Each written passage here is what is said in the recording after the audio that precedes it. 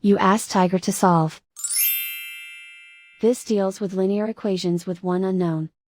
The final result is a equals 37. Let's solve it step by step. Group all constants on the right side of the equation. Subtract 200 from both sides.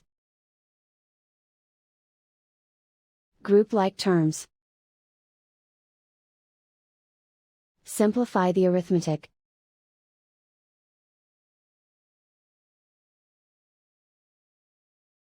Isolate the a. Divide both sides by 12. Simplify the fraction. Find the greatest common factor of the numerator and denominator.